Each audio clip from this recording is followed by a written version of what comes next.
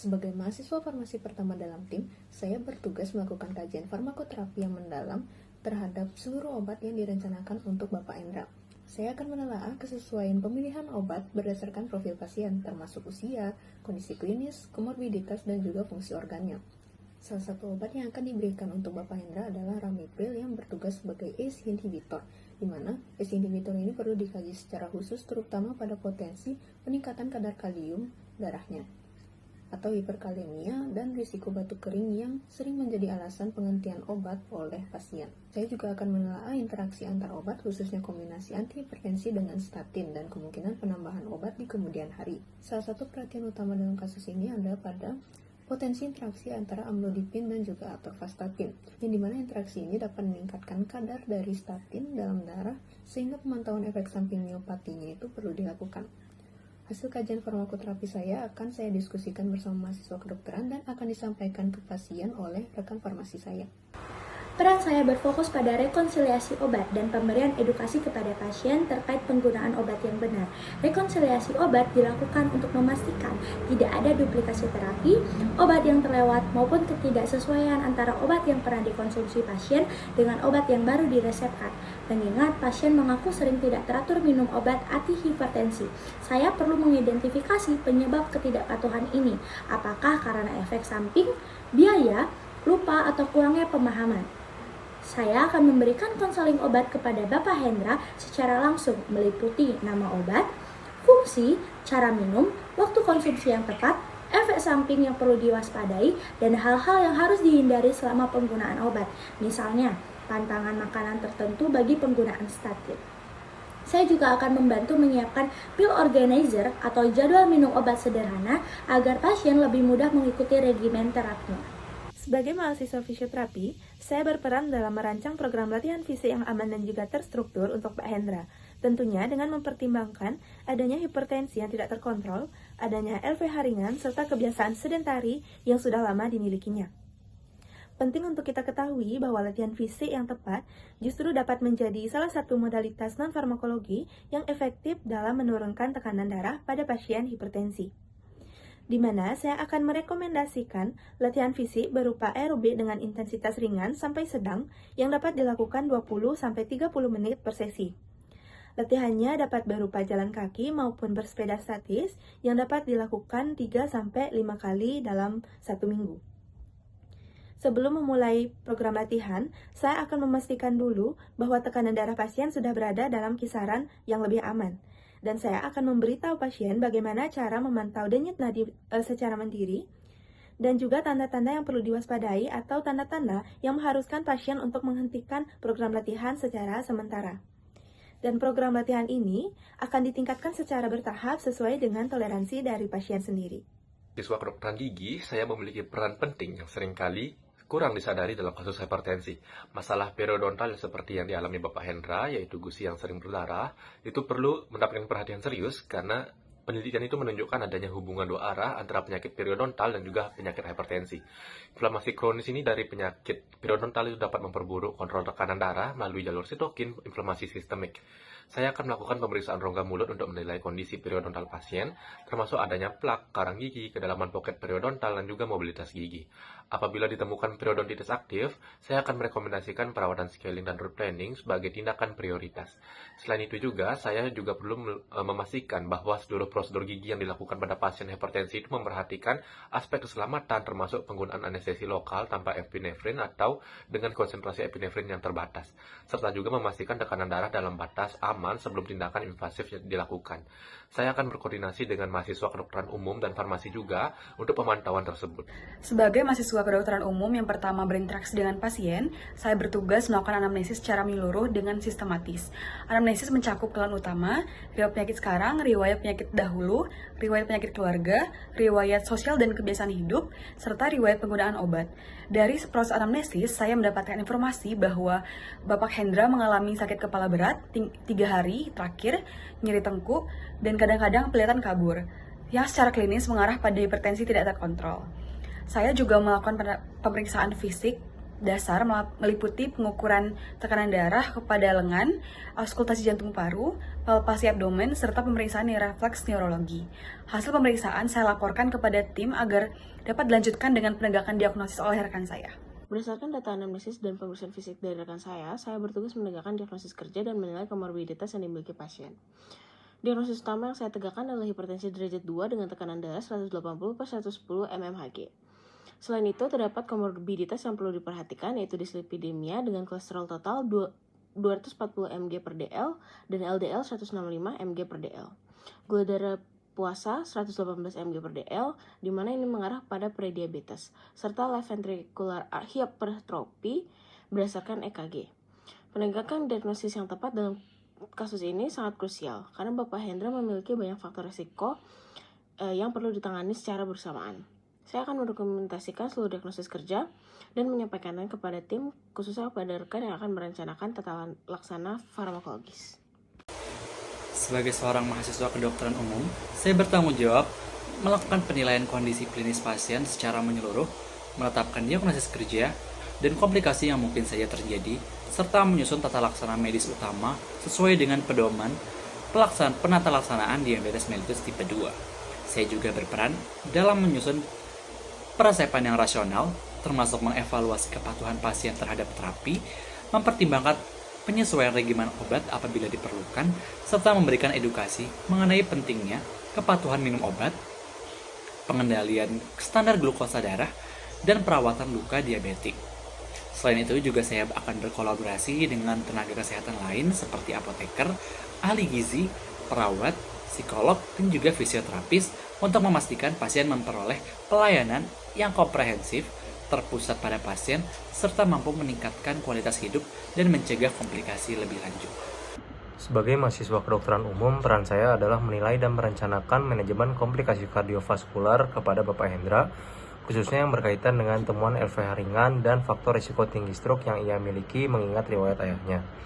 Hipertensi yang tidak terkontrol dalam jangka panjang dapat mengakibatkan komplikasi serius seperti gagal jantung, infark miokard, stroke, dan penyakit ginjal kronis. Saya akan merekomendasikan pemeriksaan ekokardiografi untuk menilai fungsi ventrikel kiri secara lebih detail dan juga memantau perkembangan LVH selama terapi berjalan. Saya juga akan memberikan edukasi kepada tim tentang tanda-tanda darurat yang harus diwaspadai, seperti tanda-tanda krisis hipertensi atau stroke, sehingga seluruh anggota tim dapat melakukan deteksi dini. Baik, sebagai mahasiswa kedokteran umum yang terakhir, tugas saya adalah merancang rencana edukasi medis yang komprehensif dan jadwal kontrol jangka panjang untuk Bapak Hendra. Edukasi yang akan saya berikan mencakup pemahaman tentang hipertensi sebagai penyakit kronis yang memerlukan pengobatan seumur hidup, pentingnya kepatuhan minum obat, target tekanan darah yang harus dicapai yaitu di bawah 130/80, serta kapan harus segera ke fasilitas kesehatan. Saya akan merancang jadwal kontrol yang sistematis, yaitu kontrol pertama 2 minggu setelah memulai pengobatan, untuk mengevaluasi respons dari terapinya. Kemudian setiap bulan selama 3 bulan pertama, dan selanjutnya setiap 3 bulan apabila tekanan darah sudah terkontrol.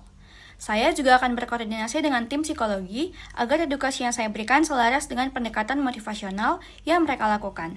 Sebagai mahasiswa keperawatan pertama di dalam tim, saya bertugas melakukan pengkajian keperawatan komprehensif menggunakan pendekatan bio, psiko, sosio, spiritual. Pengkajian saya tidak hanya berfokus pada tanda-tanda vital, tapi juga mencakup penilaian tingkat nyeri, pola tidur, kebiasaan diet, kemandirian dalam aktivitas sehari-hari, serta dukungan sosial yang dimiliki pasien. Saya bertanggung jawab terhadap monitoring harian pasien selama perawatan yang meliputi pengukuran tekan darah secara berkala di mana setiap harinya itu dilakukan secara 2 kali sehari, dan juga pemantauan nadi, serta saturasi oksigen dan juga berat badan. Seluruh data monitoring akan didokumentasikan dalam rekam keperawatan dan dilaporkan kepada tim jika terdapat perubahan yang signifikan. Saya juga akan memastikan bahwa pasien dan keluarganya memahami pentingnya pemantauan tekanan darah di rumah dan juga penggunaan alat tensimeter digital secara mandiri. Peran saya adalah untuk memastikan seluruh rencana asuhan keperawatan terimplementasi dengan baik dan memberikan discharge planning yang komprehensif. Implementasi asuhan keperawatan mencakup pengelolaan nyeri kepala dengan teknik non-farmakologis seperti kompres hangat pada tengkuk, membantu pasien untuk melatih relaksasi napas dalam, dan juga memastikan lingkungan istirahat pasien itu tenang dan juga nyaman. Discharge planning yang akan saya berikan bertujuan untuk membantu Pak Hendra dan juga keluarga untuk mengelola kondisi hipertensi secara mandiri di rumah. Rencana ini mencakup edukasi modifikasi gaya hidup seperti diet rendah garam, penghentian rokok, dan juga olahraga teratur. Kemudian penjelasan mengenai kontrol rutin, serta cara mengenali tanda-tanda bahaya mengenai hipertensi yang harus mendapatkan pertolongan segera. Saya akan berkoordinasi dengan mahasiswa psikologi untuk memberikan discharge planning yang memuat mengenai strategi dukungan psikologis bagi pasien dan juga keluarga. Sebagai mahasiswa psikologi pertama dalam tim, saya bertugas untuk melakukan asesmen psikologis awal terhadap Bapak Hendra untuk mengidentifikasi faktor-faktor psikologis yang memengaruhi kondisi kesehatannya. Asesmen saya mencakup evaluasi tingkat stres menggunakan instrumen yang terstandar seperti PSS, penilaian tingkat kecemasan dengan GAD-7, serta eksplorasi tentang persepsi pasien terhadap penyakitnya. Dari observasi awal, Pak Hendra tampak cemas dan mengalami stres tinggi akibat tekanan pekerjaan. Stres psikologi diketahui dapat meningkatkan kadar kortisol dan aktivitas sistem saraf simpatis yang berkontribusi pada peningkatan tekanan darah secara signifikan. Hasil asesmen saya akan menjadi dasar bagi rekan psikologi lainnya untuk merancang intervensi yang tepat, serta akan saya bagikan kepada seluruh anggota tim agar pendekatan terhadap pasien dapat disesuaikan. Selanjutnya, peran saya sebagai mahasiswa psikologi adalah fokus untuk permasalahan utama Bapak Hendra, yakni ketidakpatuhan terhadap pengobatan serta resistensi terhadap perubahan gaya hidup. Pada kesempatan ini, saya menggunakan pendekatan motivational interviewing untuk membantu pasien mengeksplorasi alasan pribadi sehingga muncul motivasi intrinsik untuk melakukan perubahan. Selain itu, saya juga menerapkan prinsip behavioral change untuk mengidentifikasi hambatan yang memengaruhi kepatuhan pengobatan. Pada kesempatan ini, saya juga berkolaborasi bersama dengan mahasiswa farmasi untuk mengkaji kemungkinan pengaruh efek samping obat terhadap kepatuhan, serta dengan mahasiswa keperawatan untuk menyusun rutinitas dan pengingat minum obat yang realistis bagi pasien. Selanjutnya, dukungan sosial dan psikoedukasi keluarga. Saya bertanggung jawab terhadap aspek dukungan sosial dan psikoedukasi keluarga karena keberhasilan manajemen penyakit kronis seperti hipertensi sangat dipengaruhi oleh sistem dukungan di sekitar pasien. Istri Bapak Hendra yang hadir mendampingi perlu mendapatkan pemahaman yang cukup tentang kondisi suaminya agar dapat menjadi sumber dukungan yang efektif, bukan sekedar sumber kekhawatiran tambahan.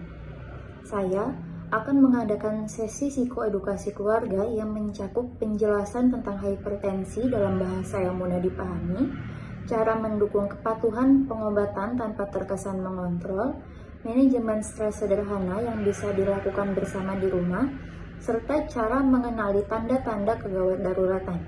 Saya juga akan membantu Bapak Hendra membangun jaringan dukungan sosial yang lebih luas, termasuk kemungkinan bergabung dengan kelompok dukungan pasien hipertensi di komunitas setempat.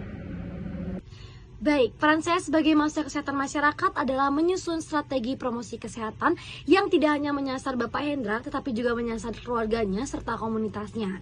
Di mana di sini saya akan memberikan edukasi mengenai bagaimana cara mencegah penyakit hipertensi, bagaimana penerapan pola hidup sehat yang benar, serta bagaimana mencegah penyakit stroke dengan bahasa yang sederhana sehingga mudah dipahami. Selain itu, saya juga akan memberikan atau memberitahu kepada Bapak Hendra untuk memanfaatkan program-program pemerintah yang berdasarkan kesehatan seperti Posbindu PTM dan juga seperti program cerdik yang dibuat oleh Kementerian Kesehatan, yang dimana harapannya program ini dapat dimanfaatkan oleh Bapak Hendra dan juga keluarganya untuk memantau kesehatan dan juga memberikan edukasi kesehatan pola hidup sehat yang lebih baik lagi. Selain itu, saya juga akan menyarankan kepada Bapak Hendra serta keluarganya untuk melakukan pengecekan kesehatan secara rutin sehingga faktor risiko penyakit tidak menular dapat dideteksi lebih awal dan juga dapat dideteksi dini. Sebagai mahasiswa kesehatan masyarakat, pertama saya bertugas melakukan analisis faktor risiko secara komprehensif menggunakan pendekatan epidemiologi. Dalam kasus Bapak Hendra, saya mengidentifikasi setidaknya 8 faktor risiko kardiovaskular yang saling berinteraksi. Usia 58 tahun laki-laki, hipertensi tidak terkontrol, riwayat keluarga stroke, dan diabetes. kebiasaan merokok lebih dari 20 tahun, dislipidemia, prediabetes, obesitas derajat 1, serta aktivitas fisik yang sangat kurang. Menggunakan Frax Score, saya akan mengestimasi risiko kejadian kardiovaskular pada pasien dalam 10 tahun ke depan. Hasil kajian ini penting sebagai dasar penentuan target terapi yang lebih agresif dan untuk memberikan gambaran konkret kepada pasien tentang risiko yang dihadapinya apabila tidak segera mengubah perilaku. Saya juga akan menganalisis faktor-faktor determinan sosial kesehatan yang mempengaruhi kondisi Pak Hendra seperti beban kerja, akses terhadap fasilitas kesehatan, dan lingkungan tempat tinggal.